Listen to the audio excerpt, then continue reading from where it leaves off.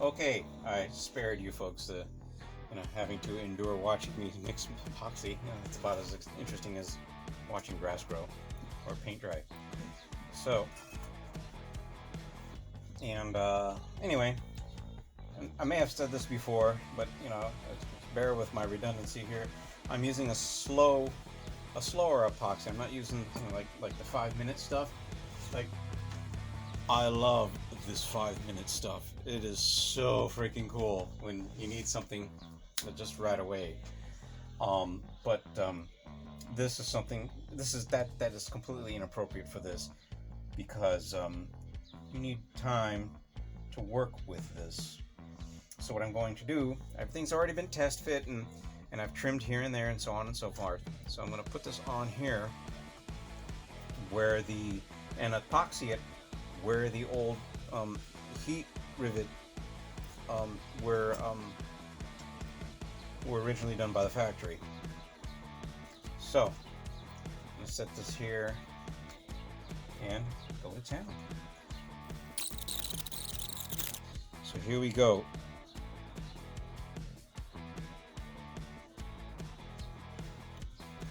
Those pins work great. The ones I left alone worked absolutely perfect as locators. There we go.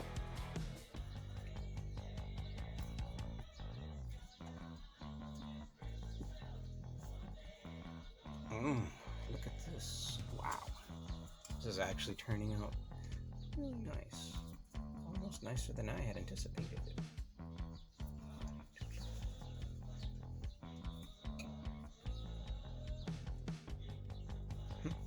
So here, where you see the rivets on this side is where the epoxy is. Now, yes, you see some schmutz here, like a spot here and whatnot. This side is inconsequential to the functioning of the horn. So, looks like we are pretty bitchin' here.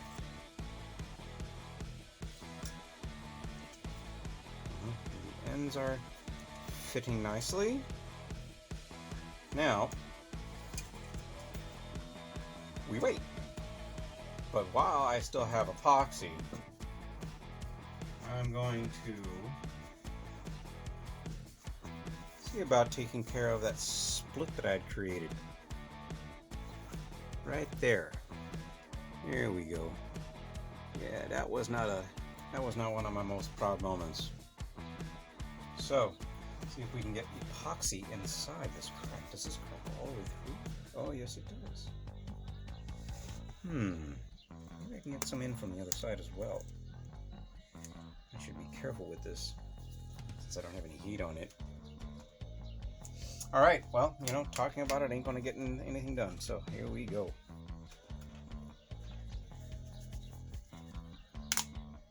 Oh boy. Oh man. Gonna have to do a lot of epoxying now.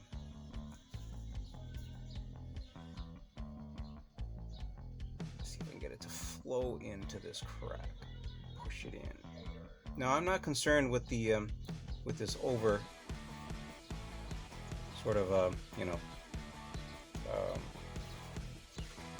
I know in paint they call it overspray. I'm gonna call this just like I don't know, overwork or something like that, or over.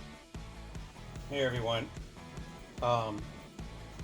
Yeah, you probably just watched like how as we were doing things, it just abruptly stopped. Well, we had a camera problem. No reason to really go into that. It's not important. So what I did was, I had I was putting epoxy into here because there were some cracks in the in this really aged, hardened vinyl rubber horn pad. And I was commenting on how, since the crack went all the way through, I can get the epoxy to sort of soak in all the way through the cracks to the other side. And I wasn't too concerned about the the excess that is going to accumulate on this outside here, because that can always be easily cleaned off. And besides, if it wasn't clear from the onset, this is for a driver. This is from my daily driver. This is not for a what I would call like a show car, let alone a concourse car. So, in any case, what I did also was I put some epoxy here on the inside as well. I don't know how or even if you can see that, but I did put some epoxy here on the inside, so that way where that new really massive split and crack occurred, that will help to mend it. So it's now been about, I'd say about 4 to 6 hours since I did this. The epoxy is curing pretty well. Here goes the horn pad, or the horn frame with contact assembly. The epoxy has cured pretty well. I'm not going to assemble this right now, but I don't know about you, but I'm kind of curious about to make sure that this thing is going to continue to work the way I want it to. Do the old continuity tester. Let's see here. Alrighty. Continuity here, of course, yes. Here, good so far.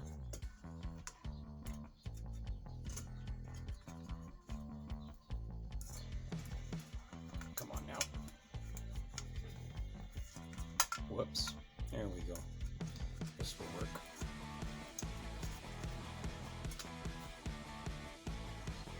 Alrighty, let's see.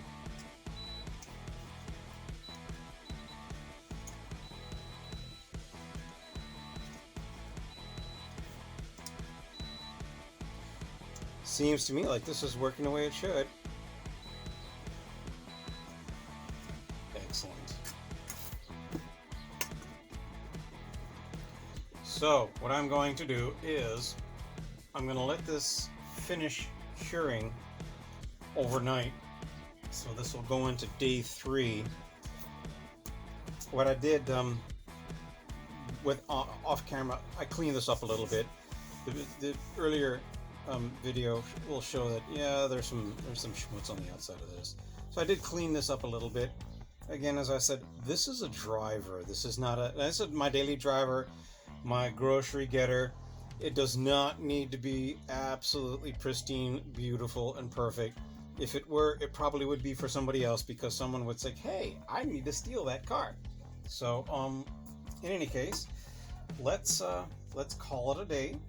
Let these things continue to fully cure, and we'll get back to it tomorrow.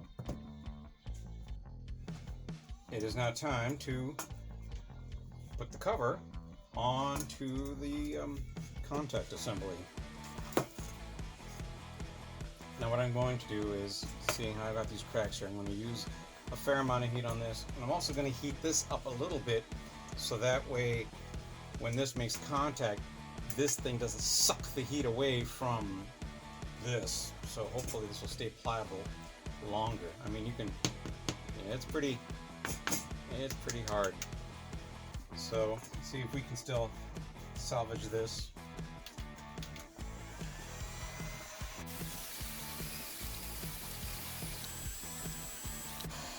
Well, this worked out pretty well. It's on there. It is assembled.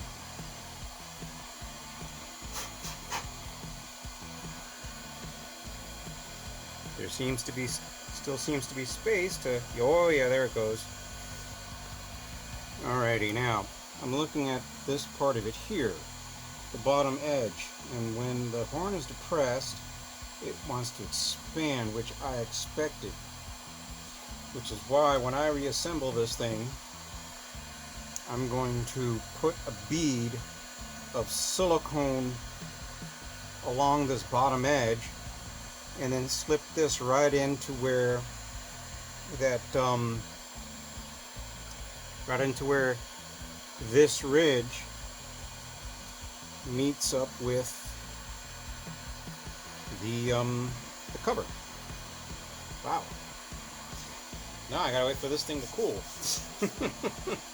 But yeah, using plenty of heat, I mean, obviously sufficient to make this nice and soft, but not so much where you burn yourself. Definitely is the ticket.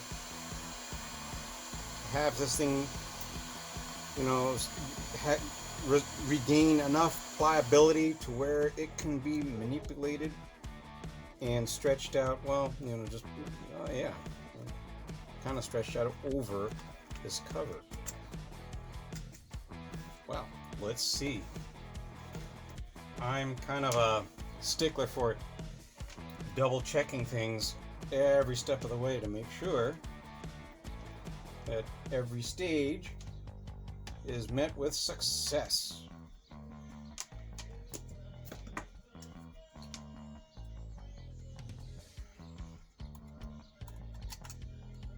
Put this one here.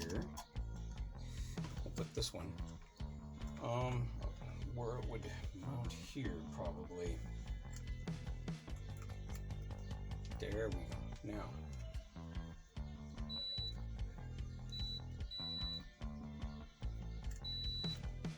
cut me off, will you? So there. Well, as I said before, with every success brings me closer to being optimistic that this endeavor is going to actually bear long-term fruit. How's this working out? How's this going? Not bad. Do a little trimming here and there, maybe.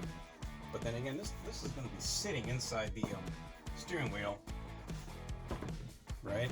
Let's see. Oh yeah, you'll never see that. That'll never come into contact with anything.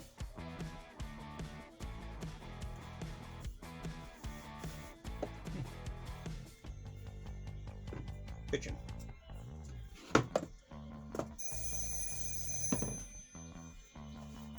All right. Well, I'm going to pause this until I go and grab myself some silicone sealer.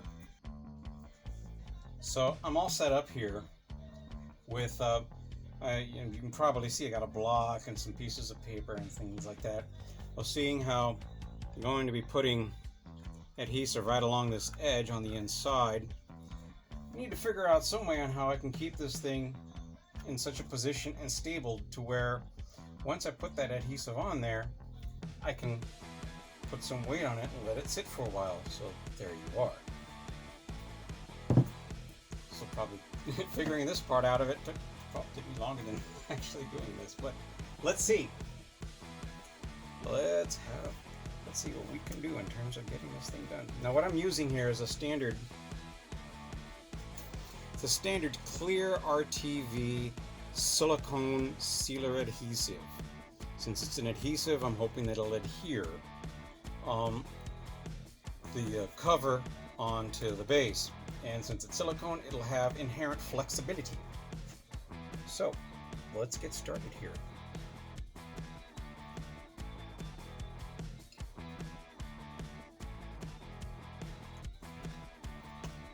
This is going to be a little bit more challenging than I thought in terms of getting the stuff in here and the visibility that goes with it. Here we go.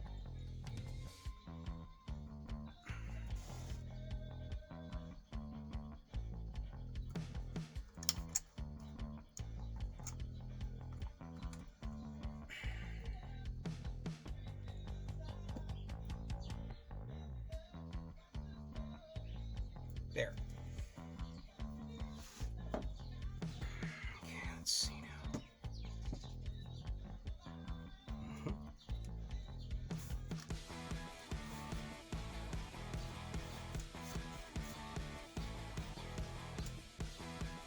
Okay, now let's just go ahead and get this. Whoops! I'll put this on the right way. Onto my makeshift bracket holding device, adaptive, whatever you want to call it. I think the tech term I'll use is my holder thingy.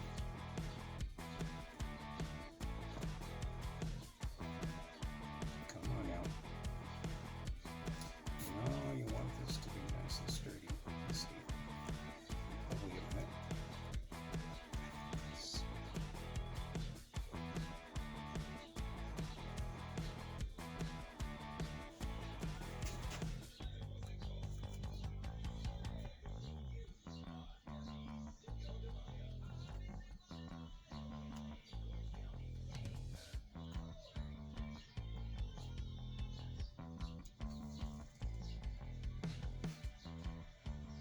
pitching. All right. Now we let this sit. We wait and let this sit for, according to the directions, 24 hours before it fully cures. So, we'll see you then. It's time to give this, or to take this off and examine progress that's been made on this.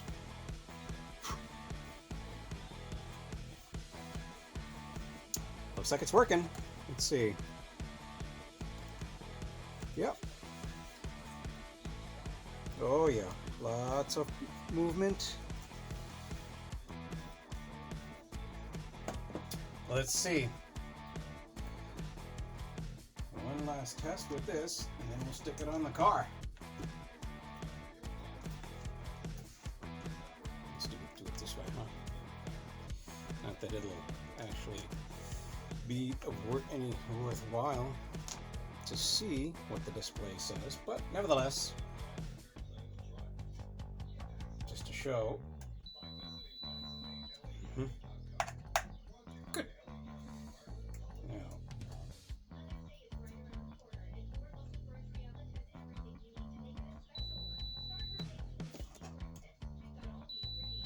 oh, bitchin'.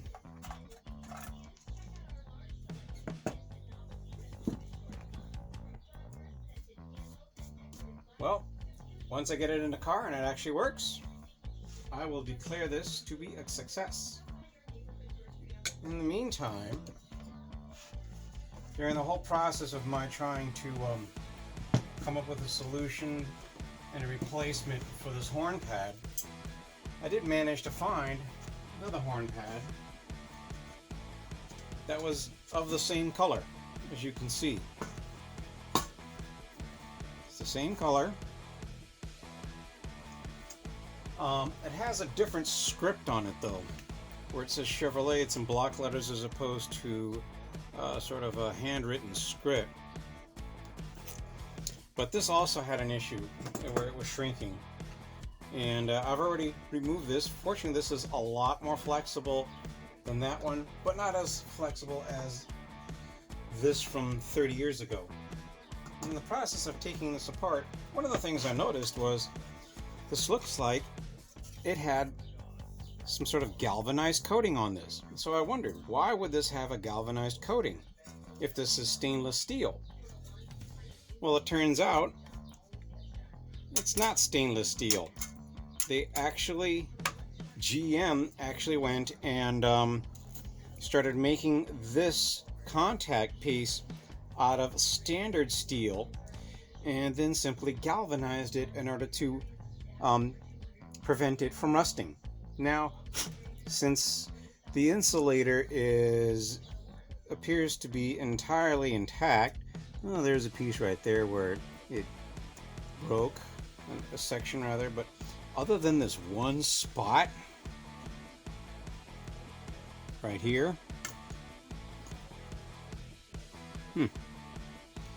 this thing is entirely intact, so there's no reason. And from looking underneath through the little slits and whatnot, it doesn't appear to be any much in the way of rust or corrosion that would prevent this from functioning properly.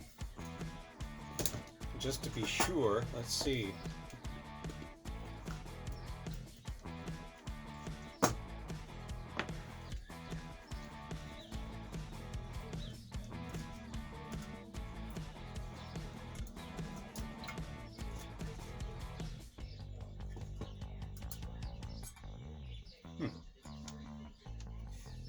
Oh, come on. There we go. Okay, now.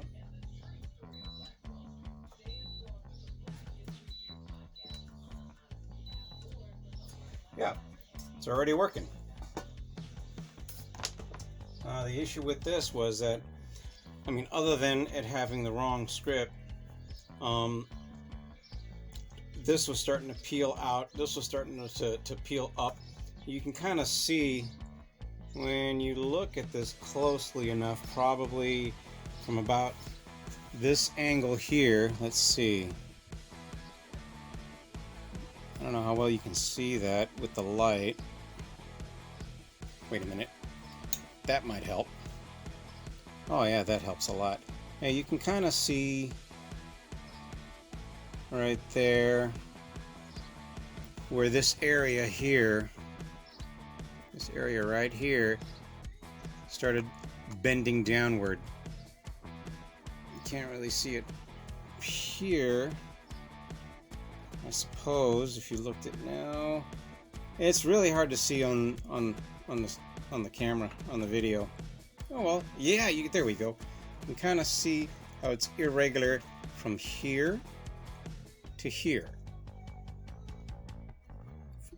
Right there, it's irregular. And then on the upper side, you don't really see much in the way of deformation. So this lets me know that this thing has been shrinking as well over the decades. But since this was not as severe as this one, what I'm going to do is I'm going to machine this top edge as well as this bottom edge like I did on this.